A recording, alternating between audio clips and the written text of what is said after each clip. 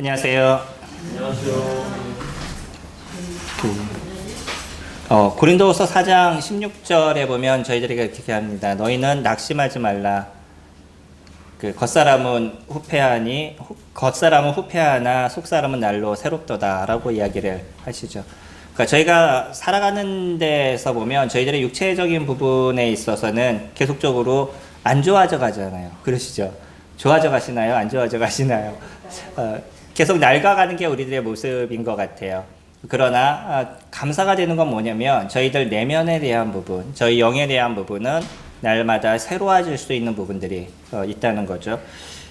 저도 오늘 너무나 황당한 상황을 좀 겪었는데 아침에 와서 정리하는데 그 바지가 확 찢어졌어요. 그래가지고 집에 얼른 가가지고 다시 갈아입고 왔습니다. 그러니까 옷은 아무리 좋은 옷을 제가 입고 있어도 이게 오래가지 않는다는 거예요. 어느 한계가 있다는 거죠. 그래서 낡아지고 그때가 시간이 지나면 이제 뭐 찢어지는 이런 부분들이 발생하게 되는데 이게 세상의 모든 것이 그런 이치 속에 있는 거죠. 그러니까 저희들의 몸이 안 좋아지는 것은 사실 당연한 부분이 될 겁니다. 저도 요즘 귀가 조금 예전보다 더 안 들려요. 그리고 또 눈도 예전보다 더 잘 안 보이고 그래서 뭔가를 보려고 그러면 막 이러고 봐야 되는 이제 이러한 나이가 됐죠. 아침이면 챙겨 먹어야 될 약들이 또 많아지고 이게 이제 우리들의 육체적인 부분일 겁니다. 우리가 천년만년 살 수 있는 그런 존재들이 아니잖아요. 근데 놀라운 건 뭐냐면 우리들의 영은 어떤 거냐, 이건 좀 다른 거죠. 사람의 육체에 대한 부분은 언젠가는 죽음의 모습 가운데 있다 할지라도 또 놀라운 것은 우리 영혼에 대한 부분을 새롭게 하시는 것이 하나님께서 하시는 일들인 거죠. 그러니까 우리 영에 대한 부분들이 새로운 것을 갖게 됐었을 때 우리 영혼이 참된 주님의 자녀로서의 은혜를 저희가 누리게 됐었을 때 우리는 슬픔에 대한 부분보다는 기쁨을 추구하는 인생을 살아가게 되고요. 삶에서의 조금 어려움과 아픔에 대한 문제가 있다 할지라도 그것을 충분히 승화시키고 또 즐거움으로 만들어갈 수 있는 부분들이 저희들에게 놓여져 있죠. 사단은 우리를 고통스럽게 만드는 것이 사단이 하는 역할들입니다. 그러나 하나님께서 하시는 일은 무엇이냐면 악을 선으로 바꾸시는 것이 하나님께서 하시는 일인 거죠. 사단은 선을 악으로 바꿉니다.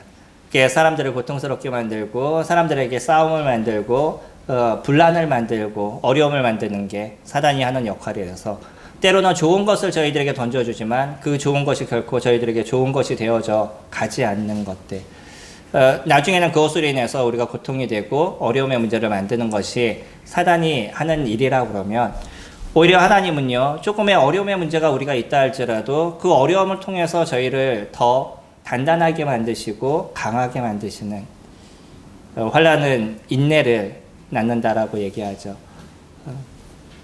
그래서 저희가 조금의 어려움의 문제가 있다 할지라도 그것을 통해서 우리가 인내를 배우게 되고 또 그것을 통해서 소망을 배우게 되는 그러한 은혜를 주님이 저희들에게 허락하고 계십니다. 오늘 저희가 살펴볼 것은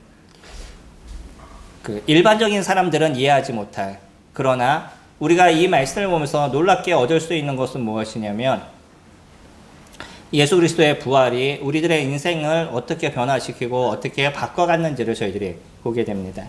지금 보는 오늘 읽었던 말씀을 조금 기억해 보시면 오늘 읽었던 말씀 속에서도 오히려 예수님의 제자들과 예수님의 제자들이라고 얘기하는 12명을 포함해서 당시 예수님을 믿었다라고 얘기하는 많은 사람들이 완전한 슬픔과 절망 속에 빠져있는 모습을 저희는 발견하게 된다는 거예요. 예수님이 십자가에서 죽으심의 모습이 일어나게 됐었을 때 그 죽으심이 그것을 바라보고 있는, 그를 추구하고 있는 사람들에게는 세상이 무너지는 것 같은 그런 고통의 문제가 그들에게 존재했다는 거죠. 그런 면에서요, 당시 예수님이 살아계실 때 예수님을 보았던 사람보다 지금의 우리가 더 많은 축복을 얻고 있는 존재라는 걸 기억하시나요? 당시에 있는 사람들은요, 이거를 현장에서 바라봤어요. 현장에서 바라봤기 때문에 주님을 믿을 수 있었을 거야 라고 많은 사람들이 얘기했지만 사실은 그 당시에 현장에서 그것을 보았던 사람들의 모습은요, 오히려 절망과 슬픔과 고통의 문제가 그들을 감싸 안고 있었다는 거죠. 그리고 앞으로 어떤 문제가 일어나고 어떤 상황이 일어날지에 대해서 예측하지 못하는 그런 상황이 그들에게 놓여져 있습니다. 오히려 저희들은요, 이미 이루어진 그 사건을 저희들이 보고 있기 때문에 이 이루어진 사건 속에서 하나님께서 우리에게 어떠한 은혜를 베푸셨고 이것이 우리에게 얼마나 큰 기쁨이 되는지를 보고 있는 게 저희들인 거예요. 그러니까 이 시대를 살아가는 지금 저희들이 하나님의 더 놀라운 축복을 받는 인생을 살아가고 있다는 것에 대해서 저희가 계속적으로 기억하시고 생각하셔야 될 필요가 있습니다. 오늘 등장하고 있는 사람들을 통해서요, 저희들은 저희들에게 주어진 은혜가 무엇인지를 다시 한번 생각해 보게 될 것이고요. 부활이라는 이 자체가 우리에게 주는 기쁨과 즐거움이 무엇인지를 생각해 보는 그런 시간들이 되실 겁니다. 어떤 사람들은 예수 그리스도의 부활을 믿지 못해요. 그 예수 그리스도의 부활을 믿지 못하는 사람들에게서는요, 무엇인가 새로운 것을 발견할 수가 없을 겁니다. 왜냐하면 그리스도 그분을 인정하지 않기 때문인 거죠. 그러나 예수 그리스도 그분이 죽음 가운데서 다시 살아나셨다라고 얘기하는 일반적으로 이루어질 수 없는 이런 사건을 저희들이 인정하게 됐었을 때, 그때 우리들의 삶의 모든 것을 변화시키는 하나님의 놀라움의 역사를 저희들이 발견하게 된다는 거예요. 지금 현장에서 보고 있는 사람들은요, 우리가 지난주까지 살펴본 것처럼 예수님이 십자가에서 죽으시고 이제 죽음의 일로 모든 것이 멈춰져 있는 그 상황을 저희가 살펴봤습니다. 그 고통과 아픔의 모든 것을 감내하시면서 예수 그리스도 그분께서 십자가에서 죽으셨어요. 그분이 그곳에서 죽어야 될 이유가 아무것도 없다는 것에 대해서 빌라도도 얘기를 했고요. 그리고 그 밑에 있었던 군사들조차도 뭐라고 얘기하냐면 이 사람은 진정 하나님의 아들이었도다 라고 이야기를 하게 되죠. 많은 사람들이 예수 그리스도의 죽으심의 모습을 바라보면서, 물론 여러 유대인들은 여전히 그 죄수를 잘 죽였다라고 생각하는 사람이 있는가 하면, 그 예수 그리스도 그분의 죽으심을 보면서 비통함과 고통과 아픔과 나의 주 되신 그분이 십자가에서 죽으셨다는 이 애통함이 그들의 심령을 감싸안고 있는 그런 시간들을 지금 보내고 있는 거죠. 예수님이 그 십자가에서 죽게 됐었을 때 갑자기 조용했던 사람들 중에 몇몇의 사람들의 변화가 일어났었어요. 놀라운 거죠. 우리가 잘 생각해 보면요, 내가 예수님을 믿는다라고 얘기했었을 때 받아야 될 당시에 그 어려움이 있었습니다. 예수님을 믿는다라고 얘기하면 그때는 이교도라고 이야기를 듣게 되고, 경제적인 활동을 하는 것들, 또 사람들과 만나는 것들, 이런 모든 것에 대해서 제한을 받았던 게 유대인들의 모습들이었었어요. 그들 중에서도 유대인의 지도자라고 얘기하는 사람이 예수님을 믿었다 그러면 사회적인 매장을 당하는 그런 상황의 모습이었던 거죠. 그래서 당시 그 유대인의 지도자 그룹이라고 얘기하는 사내들린 그 70명이 모이고 있는 이 그 무리 속에 속한 사람들은 예수님을 믿는 사람이 있었어도 그 속에서 예수님을 믿는다는 얘기를 함부로 할 수가 없었습니다. 왜냐면요, 그 순간 자기가 모든 지위나 여태까지 쌓아왔던 모든 것을 다 내려놔야 되는 그런 상황인 거예요. 그러다 보니까 예수님을 믿었던 사람이 그 속에서 존재함에도 불구하고 얘기를 못하고 시간이 흘러오고 있었는데, 놀랍게 예수님이 십자가에서 죽으심을 보았을 때 오히려 이 사람들이 자기들의 정체성을 드러내요. 예수님이 죽으면 이제 모든 게 다 끝난 거잖아요. 오히려 더 숨겨야 되는 거 아닐까요?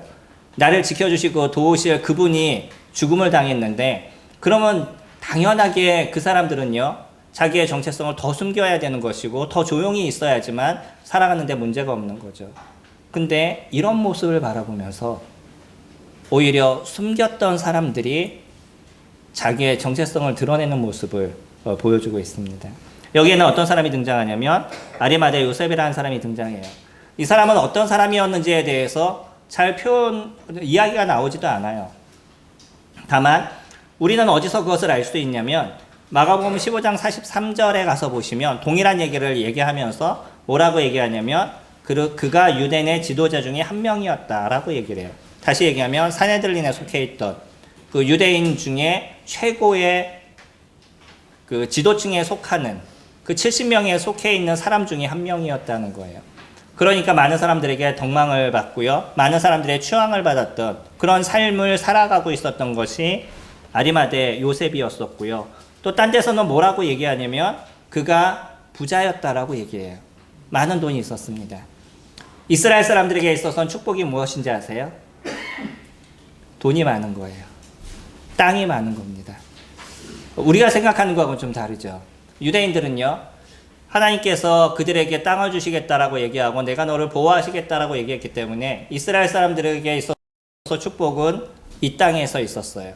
그러다 보니까 그들은요, 돈이 많은 것이 하나님의 축복을 받는 것이고, 그리고 그 거지나 이런 분들은 하나님의 저주를 받았다고 생각한 것이 당시 유대인들의 모습이었습니다.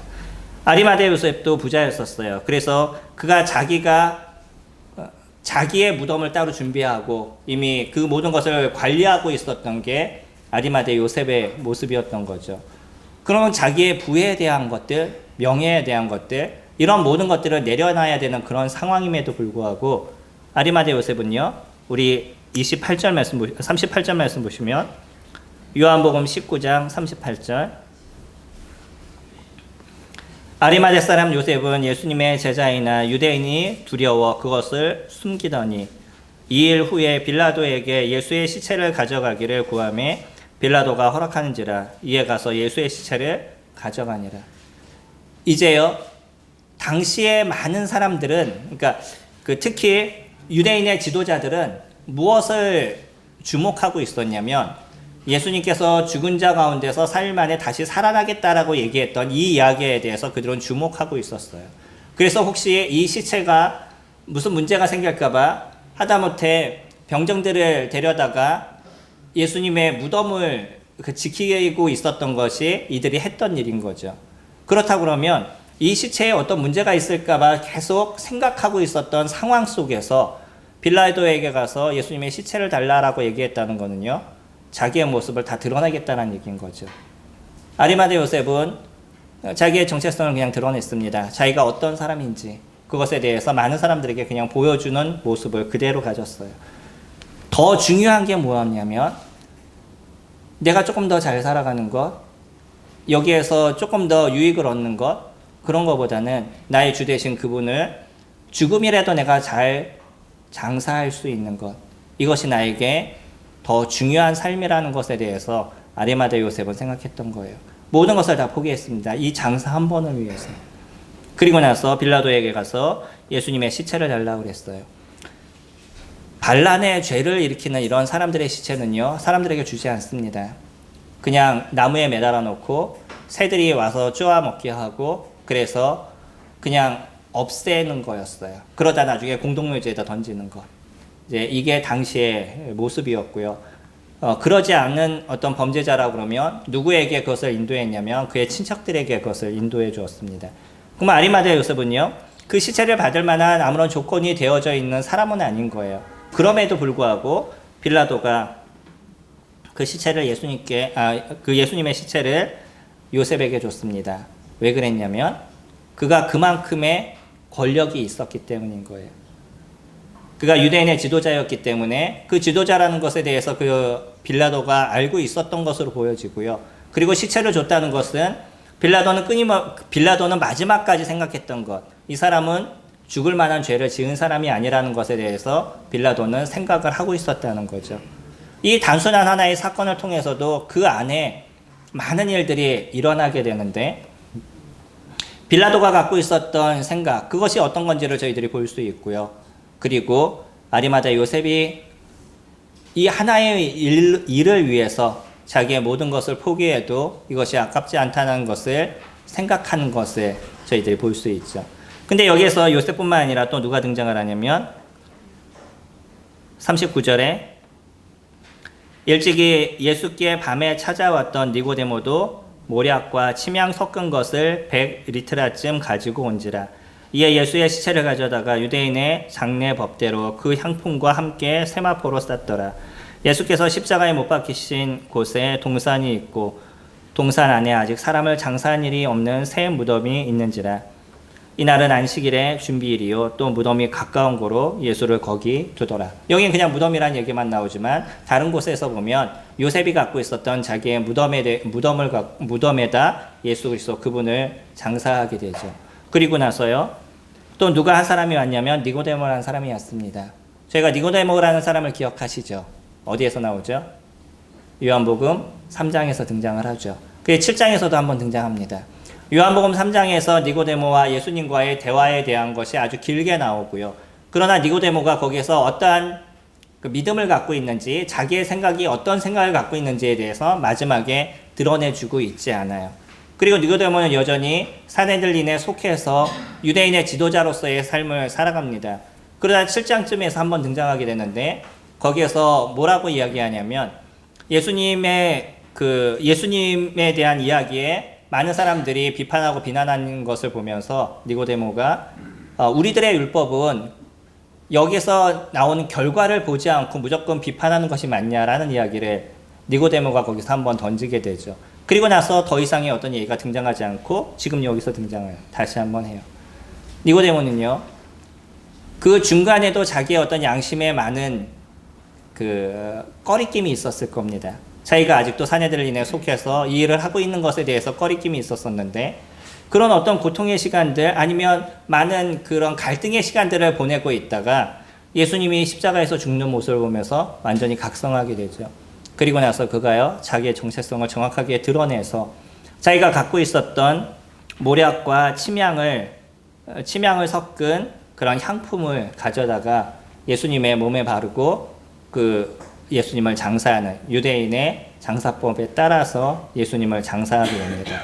그 무게가요, 계산하는 분에 따라서 조금씩의 어떤 차이들은 있지만 지금 키로수로 얘기한다면 45.5kg 정도 되는 그 정도의 무게예요. 한 사람을 장사하는데 향품을 그만큼 바른다는 것은 일반적이지 않습니다.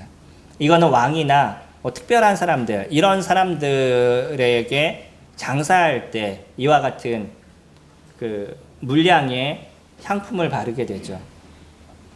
여기서 바르는 향품에 대한 건 주로 방향제와 같은 역할을 해서 시체가 썩을 때 그 냄새가 나지 않도록 하는 역할을 해주고 있어요.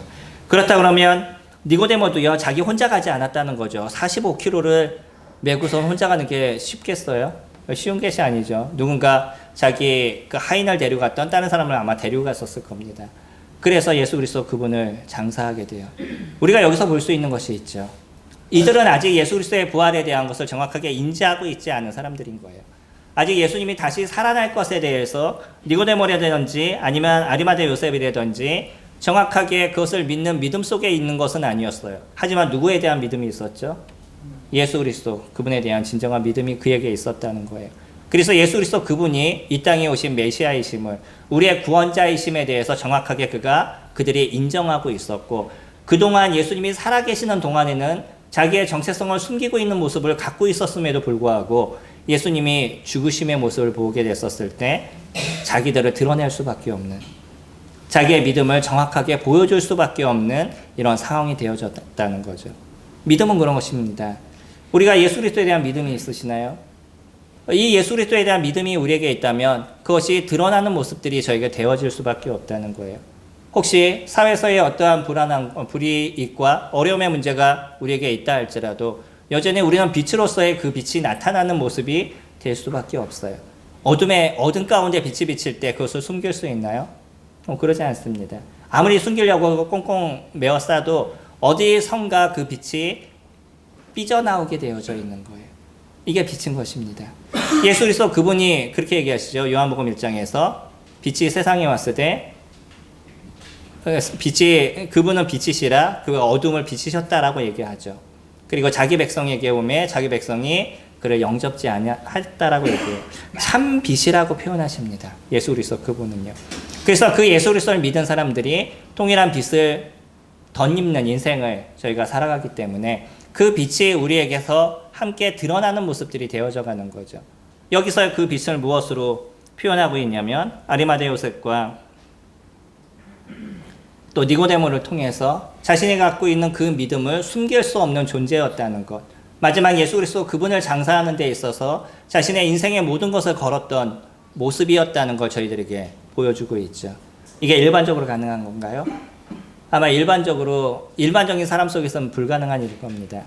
그럼에도 불구하고요, 그리스도에 대한 믿음이 주님을 향한 모습으로 그의 인생의 모든 것을 포기하면서까지 드러내고 있는 그러한 사람들의 모습들을 저희들이 바라보죠. 여기에서 이들이 갖고 있었던 믿음은 예수님에 대한 완전한 믿음은 갖고 있었지만, 그러나 예수님의 부활이라는 그 이후에 있는 더 놀라움에 대한 부분은 아직 모르고 있었다는 거예요. 우리에게 갖고 있는 믿음이 얼마나 놀라우시죠? 우리는 그 이후에 대한 믿음까지도 저희가 알고 있는 거예요. 우리가 지금부터 또 살펴볼 제자들의 모습들조차도 제자들도 무엇을 인지하지 못하고 있었냐면, 예수님이 죽으심을 통해서 두려움 가운데 있었지만 그러나 예수님이 다시 부활하심을 인지하지 못하고 있었던 12제자의 모습입니다. 그렇다면 성도님들이 예수 그리스도를 믿은 분들이 예수 그리스도의 그 부활하심을 믿는다라고 우리가 얘기하시는 분들이 갖고 있는 믿음이 얼마나 놀랍고 큰 믿음을 우리가 가지고 있는지에 대해서 기억하시게 되겠죠. 20절에 보면 안식 후 20장 1절에 보시면요. 안식 후 첫날 일찍이 아직 어두울 때 막달라 마리아가 무덤에 와서 돌이 무덤에서 옮겨진 것을 보고, 이제 안식일이 지났습니다. 안식일이 지나고 어둠이 지나고 나서 다시 태양이 뜰 때쯤, 그러나 아직 어두운 그런 상황 속에서 막달라 마리아는 더 이상 지체할 수 없었다는 거예요. 그래서 그가 어디로 달려가게 되냐면 예수님의 무덤으로 달려가게 됩니다. 우리는 요한복음에서 보고 있는 모습에서는 막달라 마리아만 보지만 다른 데서는 다른 그러한 그 마리아들도, 다른 여인들도 저희들이 볼 수 있어요. 근데 왜 막달라 마리아만 얘기를 했을까? 아마 당시의 모습 속에 막달라 마리아가 제일 두드러지게 드러난 모습으로 보여졌던 것 같아요. 그러다 보니까 모든 문헌에서 제일 많이 등장하고 있는 게 지금 막달라 마리아가 예수님의 무덤으로 갔던 그런 모습이었었습니다. 가서 봤더니요, 이미 돌이 옮겨져 있어요. 너무나 놀라운 광경을 봤습니다. 예수님이 그곳에 계셔야 되는데, 예수님의 시체가 그곳에 있어야 되는데 돌이 옮겨져 있어요. 그리고 그 안은 들어가 보지 않았지만 시체가 없어진 것에 대해서 그가 발견했습니다. 얼마나 큰 충격이겠어요. 예수님이 죽으신 그것만 해도 이들에게 고통이고 아픔인데, 예수님의 그 시체까지 없어졌다 그러면 어떤 상상이 이들 가운데 있었을까요? 이 여인 가운데. 아마 로마 사람들이 이것을 갖다가 또 더 어렵게 했나 보다 하는 그런 생각이 마리아의 마음 가운데 있었겠죠. 마리아는 이 속에서 예수님의 부활하심을 기억했던 것이 아니라 이 문제가 얼마나 그에게 더 큰 고통과 어려움의 문제가 되었을지를 저희가 상상해 볼 수 있는 거예요. 그것을 보고요, 그는 달려가서 베드로와 예수님께서 사랑하셨던 다른 제자, 누구죠? 대부분 우리가 요한이라고 분별을 하고 있습니다. 요한복음을 적으면서 요한은 자기의 이름을 드러내고 있지 않아요. 다만 뭐라고 얘기하냐면 예수님께서 사랑하셨던 제자라는 표현으로 자기를 이야기를 해주고 있죠. 베드로와 요한에게 가서 이 이야기를 하게 돼요. 그 이야기를 들었던 베드로와 요한이 그 이야기를 듣자마자 놀라서 달려갑니다. 무덤으로. 요한이 먼저 달려가서 봤는데 역시 무덤 문이 열려 있고요. 안에 시체가 없는 것을 발견했어요. 그러나 무서웠나 봐요. 안으로 들어가지 못하고 놀라서 거기서 서 있는데, 베드로는요, 조금 다혈질적인 사람이잖아요. 앞뒤를 생각하지 않는 이런 사람이죠. 뒤에서 달려왔었는데 그는 뒤에서 달려와서 멈추지 않고 그냥 바로 그 안까지, 무덤 안까지 들어가게 됩니다. 3절에 보시면 베드로와 그 다른 제자가 나가서 무덤으로 갈새 둘이 같이 다른질하더니 그 다른 제자가 베드로보다 더 빨리 달려가서 먼저 무덤에 이르러 구부려 세마포 놓인 것을 보았으나 들어가지는 아니하였더니 시몬 베드로는 따라와서 무덤에 들어가 보니 세마포가 놓였고 또 머리를 쌌던 수건은 세마포와 함께 놓이지 않고 딴 곳에 쌌던 대로 놓여 있더라. 그때야 무덤에 먼저 갔던 그 다른 제자도 들어가 보고 믿더라. 그들은 성경에 그가 죽은 자 가운데서 다시 살아나야 하리라 하신 말씀을 아직 알지 못하더라 라고 얘기를 하죠. 요한은 잠깐 멈췄어요. 근데 베드로는 들어가 봤더니 예수님을 쌌던 세마포, 그 향품을 바르고 그 시체를 쌌던 그 헝겊과 머리를 쌌던 것들, 이런 것들이 그대로 그 자리에 놓여져 있는 것을 발견했습니다. 예수님을 묶어놨는데, 헝겊으로 이렇게 묶어놨는데, 세마포로 싸놨는데, 거기에서 몸만 그대로 이렇게 빠져나온 거예요. 그리고 그 나머지 부분들은 옛날에 성경에 보면 개켜있다라는 표현을 쓰거든요. 잘 정리되어 있는 듯한 그런 표현을 쓰고 있습니다. 어떻게 놓여 있는지에 대해서는 그렇게 중요하지 않을 거예요. 여기에 어떤 의미를 부여하는 사람들도 있습니다. 그거는 중요하지 않아요. 무엇이 중요한 거죠? 그곳에서 예수님이 계시지 않는다는 거예요. 그 시체가 없어졌다는 겁니다. 만약에 누군가 시체를 갖고 도망을 갔다면 어떤 문제가 발생하게 됐을까요? 헝겊도 없어야죠. 예수님을 쌌던. 그리고 예수님의 쌌던 세마포도 없어야죠. 그러나 그것은 그대로 그 자리에 있었어요. 그리고 누구만 없어졌냐면 예수님만 그곳에 계시지 않았습니다. 베드로는 그것을 보면서 의아하고 이 충격에 휩쓸려서 그곳에서 나왔어요. 어떤 생각을 해야 될지도 모르는 그러한 우리가 소위 얘기하는, 요즘 사람들이 소위 얘기하는 진정한 멘붕에 빠져있는 이런 상황이 지금 베드로의 상황이었습니다. 그런데요, 그 상황 속에 누구는 그것을 보고 믿었냐면 요한은 그것을 보고 믿었습니다. 9절에 8절 마지막에 얘기하죠. 그 다른 제자도 들어가 보고 믿더라 라고 얘기하죠.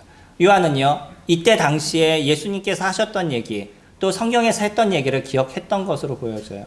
호세아서 6장 2절에서 보면 거기에서 3일 만에 다시 살아나리라 라는 이야기를 예언으로 해주고 있습니다. 여러 가지 부분에 있어서 예수님께서 다시 살아날 것에 대해서 몇 군데서 증명을 해주고 있어요. 시편이라든지. 근데 가장 우리가 봤었을 때 정확하게 표현해 주는 게 호세아서 말씀인데, 호세아서 6장 2절에서 보면 그가 3일 만에 일어나리라 라는 표현을 사용해 주고 있어요. 그래서 9절에서 얘기할 때 그들은 성경에 그가 죽은 자 가운데라고 표현하죠. 구약 성경에서 이렇게 예수 그리스도 그분이 다시 부활하실 것에 대해서 보여주고 있는 많은 구절들, 또 어떤 의미들, 이런 것에 대해서 아직 그들은 이해하지 못했지만 누구는 이해했다고요? 요한은 이해하고 있었습니다. 근데 요한은 이것을 이해했지만 아직 제자들과 그 부분에 대해서 공유하지 않는 상태였던 것 같아요. 여전히 제자들은요, 우리가 다음 주에 살펴본 19절에 보게 되면 이날 곧 안식 후 첫날 저녁 때 제자들이 유대인들을 두려워하여 모인 곳에 문들은 닫혔더니, 그들이 여전히 유대인들을 두려워해서 모여 있었고요. 그리고 문을 잠가놓고 있는 그런 상황이었던 거죠. 제자들에게 아마 요한은 자기의 생각을 정확하게 표현하지 않았던 것 같습니다. 왜 그것을 정확하게 표현하지 않았는지에 대해서는 저희가 잘 모르겠어요. 그러나 그것이 지금은 더 중요한 것이 아니었고요. 무엇이 더 중요한 것으로 저희들에게 비춰주고 있냐면, 아직 그들에게 예수 그리스도의 부활에 대한 부분들이 정확하게 인지가 되어 있지 않은 그런 상황이었다는 거죠. 그래서 11절에 이제 아까 처음에 무덤에 갔던 막달라 마리아가 다시 한번 등장합니다. 무덤이 열린 것을 보고 베드로와 요한에게 가서 예수님의 시체가 없어졌음을 그들에게 이야기를 하고 나서요, 베드로와 요한이 먼저 달려가고 막달라 마리아도 나중에 다시 무덤으로 오게 되죠. 11절에 마리아는 무덤 밖에 서서 울고 있더니 호련히 구부러 무덤 안을 들여다보니 흰 옷 입은 두 천사가 예수의 시체에 누웠던 곳에 하나는 머리편에 하나는 발편에 앉았더라. 천사들이 이르되 여자여 어찌하여 우느냐, 이르되 사람들이 내 주님을 옮겨다가 어디 두었는지 내가 알지 못함이니이다. 우린 여기에서 이 여인이 얘기하고 있는, 막달라 마리아가 얘기하고 있는 내용을 기억하시게 될 겁니다. 그는 뭐라고 표현하냐면, 내 주님이 어떤 사람들이 옮겨놨는데 어디에다 옮겼는지 내가 알지 못하겠습니다 라고 얘기를 하죠. 막달라 마리아에게 있어서 여전히 예수 그리스도 그분은 그에게 있어서의 주님이셨다는 거예요. 단지 그분이 부활에 대해서 인지하지 못한다 할지라도 마리아에게 예수님은 어떤 분이셔요? 나의 하나님이시고 나의 주님이신, 그거에 대한 진정한 믿음이 변하지 않고 있는 마리아를 보게 되죠. 막달라 마리아에 대한 정확한 그 모습은 성경에서 잘 이야기를 해주지 않습니다. 다만 그가 많은 귀신에 들렸던 사람이었다라고만 저희들에게 언급해주고 있고요. 그랬던 사람으로서 헌신적으로 살았던 한 여인의 모습으로만 잠깐 막달라 마리아가 누가복음에서 등장을 합니다. 그리고 나서 지금 막달라 마리아의 그 이름을 저희들이 보게 되는데, 그 이름을 알 수 없던 여인들, 그 여인들이 갖고 있었던 믿음이 얼마나 놀라운 믿음을 갖고 있었는지를 저희들이 보게 되죠. 그건 예수 그리스도 그분이 보이지 않았었을 때 그냥 자신이 갖고 있는 믿음이 다 없어진 게 아니라 내가 잘못된 믿음을 갖고 있었구나. 이분은 죽음으로 끝난 거였구나 하고 얘기하는 그런 잘못된 믿음을 갖고 있었던 것이 아니고요. 오히려 이 마리아는요. 그 자신의 주가 이곳에서 없어졌는데 누가 그 주를 데려갔었을지에 대한 슬픔과 애통하는 마음이 더 강하게 놓여져 있었던 걸 보게 되죠. 무덤에 갔었는데 그곳에 천사 둘이 있었습니다. 하나는 예수님이 누웠던 머리편에, 하나는 예수님이 누우셨던 발 쪽에 같이 앉아서 여인을 보면서 그렇게 표현해요. 왜 울고 있느냐라고 얘기를 하죠. 여인이 슬퍼해야 될 이유가 없다는 거죠. 천사들은요. 이미 모든 것을 다 알고 있는 이 천사들의 마음에서, 여인이 울고 있는 모습에서 네가 울어야 될 이유가 없다라는 것을 이야기를 합니다. 그리고 나서 바로 14절에 이 말을 하고 뒤로 돌이켜 예수께서 서 계신 것을 보았으나 예수인 줄을 알지 못하더라. 예수께서 이르시되 여자여 어찌하여 울며 누구를 찾느냐 하시니 마리아가 그가 동산지기인 줄 알고 이르되 주여 당신이 옮겼거든 어디 두었는지 내게 이르소서 그리하면 내가 가져가리이다. 예수께서 마리아야 하시거늘 마리아가 돌이켜 히브리 말로 라보니 하니 이는 선생이라는 말이라. 예수께서 이르시되 나를 붙들지 말라. 내가 아직 아버지께로 올라가지 아니하였노라. 너는 내 형제들에게 가서 이르되 내가 내 아버지 곧 너희 아버지 내 하나님 곧 너희 하나님께로 올라간다 하라 하시니. 이제 예수님께서 실질적으로 자신의 모습을 보여주셨습니다. 그러나 좀 우리가 의아한 게 있죠. 뭐냐면 예수님과 그렇게 같이 다녔던 막달라 마리아가 예수님을 알아보지 못했다는 거예요.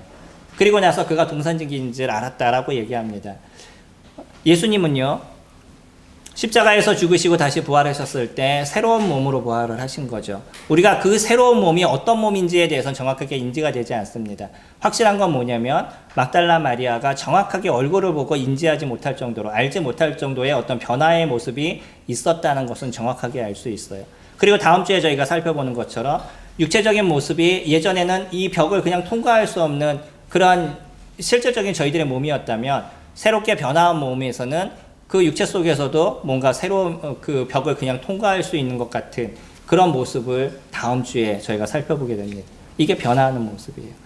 우리가 예수 그리스도를 만나게 됐었을 때 우리가 갖고 있는 이 후패해져가는 이 육체, 우리의 겉모습은 후패해간다라고 얘기하는 것처럼 우리들의 이 육체적인 부분에서 변화해서 우리는 새로움의 주님의 육체를 입게 될 것이에요. 그 어떤 작은 그 소스를 지금 저희들에게 보여주고 있습니다. 우리가 변화할 몸이 어떤 몸인지를 예수 그리스도 그분을 통해서 저희들에게 보여주고요. 다만 우리는 좀 이해가 되지 않는 구절 중에 하나가 17절 말씀인 거예요. 우리 이거는 성경에서, 그러니까 신약 성경에서 우리가 분별하는 것 중에 가장 이해하기 어려운 구절 중에 하나가 이 구절입니다. 주님께서 나를 만지지 말래요. 왜 그러셨을까에 대한 거는 우리는 그것을 정확하게 알 수는 없습니다. 왜냐면요, 이제 조금 지나서 제자들이 모였었을 때 그때 예수님이 제자들에게 나타나시죠.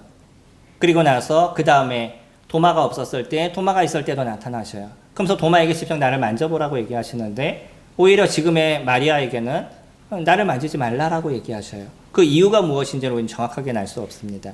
다만 그것은 지금 우리가 지금 보고 있는 예수 그리스도의 그 부활의 얘기를 하는 데 있어서 그렇게 중요한 부분은 되지 않고 있다는 거죠. 저희들에게 있어서 진짜 중요한 것은 무엇이냐면 예수 그리스도 그분이 다시 살아나셨고 예전의 육체가 아니라 새로운 변화한 육체의 모습으로 다시 부활하셨다는 거예요. 막달라 마리아는 이제 이것을 정확하게 인지하게 됐습니다. 그러면서 성경에 기록된 내용들이 어떤 건지 그 순간 그의 한순간에 들어가는 주마등과 같이 쭉 기억하게 됐다는 거죠.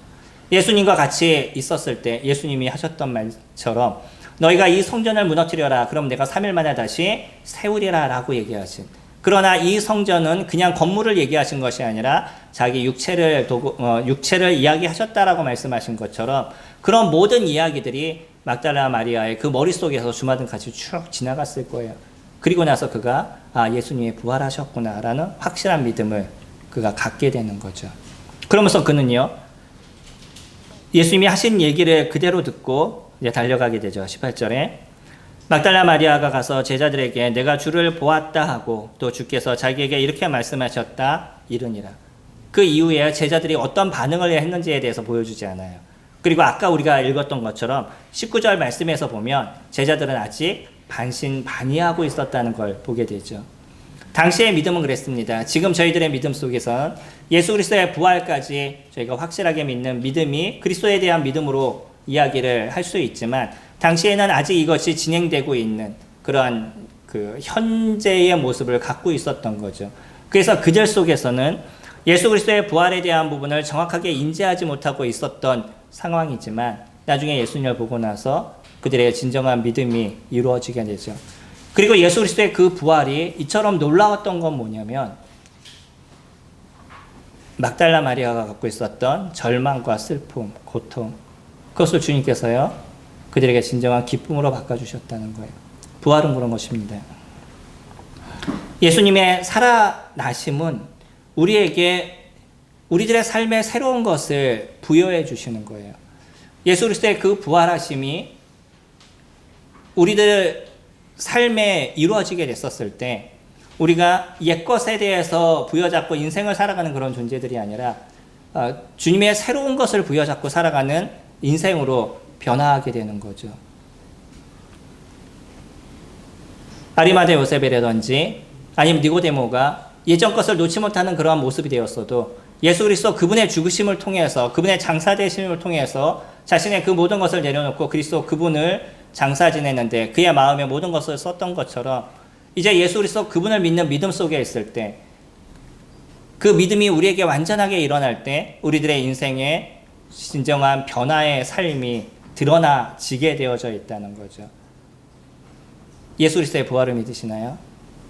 그분이 십자가에서 죽으시고 우리들의 죄가에 대한 모든 것을 해결하심을 통해서 하나님과 원수된 저희들의 자신의 피값을 통해서 화목하게 하신 그분의 죽으심을 믿으시나요? 그리고 그 예수 그리스도께서 죽으셨을 뿐만 아니라 죽음 가운데서 지금 보시는 것처럼 다시 부활하심을 믿으시나요? 이 믿음이 우리들의 인생에 새로움을 부여해 주신다는 거예요. 우리들의 이 믿음은요, 너무나 단순한 것입니다. 우리는 여기서 어떤 수고와 어떤 노력을 하지 않았습니다.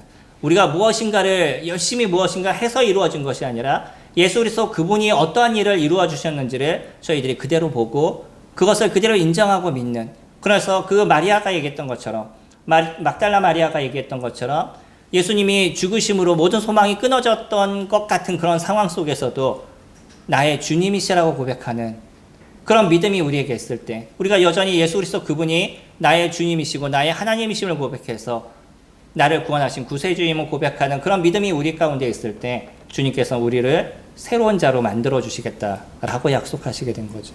로마서 말씀 여기서 넘겨서 보실까요? 로마서 4장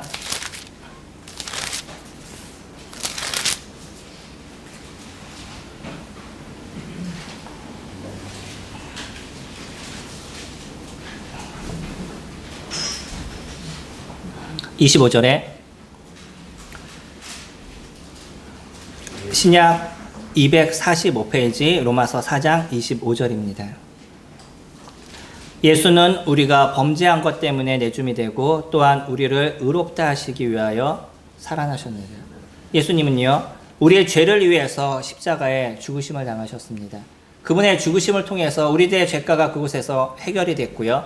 우리가 그 예수 그리스도를 믿음을 통해 우리 죄에 대한 문제를 주님께서 해결해 주신다라고 약속해 주신 거죠.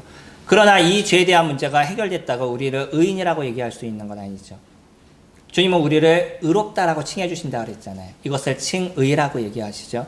우리를 의롭다라고 얘기하신다는 것은 그분의 부활하심을 통해서 우리에게 의를 부여해 주시겠다라고 얘기하셨어요.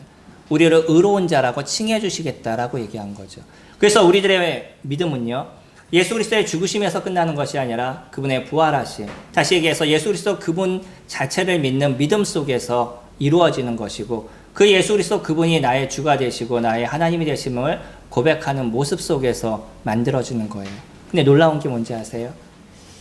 우리가 알죠. 우리 스스로의 우리 내면을 보면 우리가 선을 행할 수 있는 존재가 되지 않고, 여전히 우리는 그 죄를 짓는 것이 너무나 자연스럽고, 그 죄를 짓는 거는 노력하지 않아도 되는데 선을 행하려고 하면 끊임없는 노력이 필요한 그런 존재였잖아요. 그런 죄성을 갖고 있는 존재였었어요. 그러나 우리가 예수 그리스도 그분을 믿는 순간에 성령 하나님이 우리를 주관하시는 일들을 이뤄가심을 통해서 이제 우리를 의롭다라고 얘기하시는데, 그 의롭다라고 얘기하는 건 단지 네가 죄가 없어 그래서 의인이야 라고 얘기하시는 것으로 끝나는 것이 아니고요. 그거는요, 우리가 의를 행할 수 있는 존재로 만들어 주셨다는 거예요. 예수 그리스도를 믿는 사람들이 선을 행하는 건 당연한 겁니다. 그거 행할 수 있는 힘이 저희들에게 있는 거예요.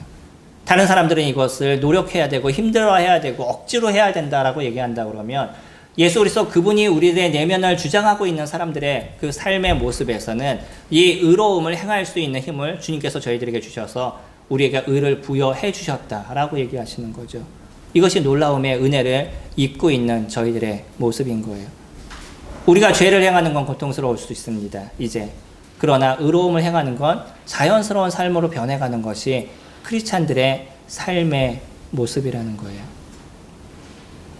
우리는 단순히 내가 죄가 없어져서 천국에 갑니다 라는 것으로 끝나는 것이 아니라, 이제 예수 그리스도 그분이 새로움으로 변화하시고 그리스도 그분이 진정한 하늘의 우편에 앉으셔서 하나님과 함께 계시는 것처럼 우리는 예수 그리스도 그분과 함께하는 인생을 지금도 살아가게 되는 것이고요.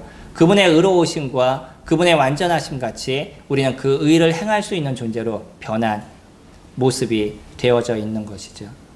이것이 예수 그리스도의 그 부활이 저희들에게 주는 진정한 승리의 삶입니다. 많은 사람들이 크리스찬으로 살아가면서 계속적으로 쓰러지고 어렵다라는 얘기만을 할 때가 있어요. 맞습니다. 우리는 쓰러질 때가 있어요. 그러나 그 쓰러짐이 우리에게 패배가 되지 않는다는 거예요. 많은 사람들은 쓰러지고 나서 그것을 패배로 인정하지만, 그러나 크리스찬들은요, 그 쓰러짐을 통해서 다시 일어날 수 있는 힘이 저희들에게 있는 거죠. 이것이 우리에게서 승리가 되는 거예요. 부활은 우리에게 승리를 가져다 줍니다. 예수 그리스도 그분이 십자가에서 죽으심으로 죄에 대한 완전한 해결을 이루어 주실 뿐만 아니라 진정 사단에게 완전한 승리를 이루어 주셔서 하늘에 있는 자들과 땅에 있는 자들과 땅 아래에 있는 모든 사람들로 자기 앞에 무릎을 꿇게 하신다라고 빌립보서에서 얘기하고 있는 것처럼 이제 완전한 승리를 이루셨어요. 요한복음에서도 얘기하죠. 요한복음 16장 30절에서 내가 세상을 이겼노라 라고 얘기하셨잖아요. 그 예수 그리스도의 그 승리가 이제 우리들에게 부여가 된 거예요. 예수 그리스도를 믿는 사람들에게 그 의로움을 행할 수 있는, 그 승리의 삶을 살아갈 수 있는 힘을 저희들에게 부여해 주시고요. 오직 성령이 너에게 임하시면 너희가 권능을 받고 라고 얘기하는 것처럼 그 놀라움의 권능을 저희들에게 부여해 주셨습니다. 삶에 살아가시는 데 있어서 여러 어려움의 문제가 있으실 겁니다. 그러나 승리할 수 있는 힘을 주님이 저희들에게 주셨다는 것을 기억하셔야 되는 거예요. 예수 그리스도의 부활을 믿는 믿음 속에서 우리가 살아가고 있다면 그 삶의 여정 속에서 다시 일어나서 싸워갈 수 있는, 이 악한 세력과 싸워가서 승리의 삶을 살아갈 수 있는 힘이 나에게 있다는 것을 인지하시고 그 승리의 삶을 살아가시기 바랍니다. 뿐만 아니라 아직 예수 그리스도를 믿지 못하는 분이 혹시 계신다면 그 예수 그리스도를 마음의 구주로 영접하시기 바랍니다. 우리를 위해서 십자가에서 죽으셨을 뿐만 아니라 다시 부활하심으로 인해서 우리를 의로운 자라고 얘기하시고 하나님의 자녀라고, 영원한 생명을 내가 너에게 주겠다라고 얘기하신 이 놀라우심의 그 하나님의 말씀을 인정하시고 그분을 마음의 구주로 영접하시게 될 때 하나님의 자녀가 되는 특권을 누리시게 될 것입니다.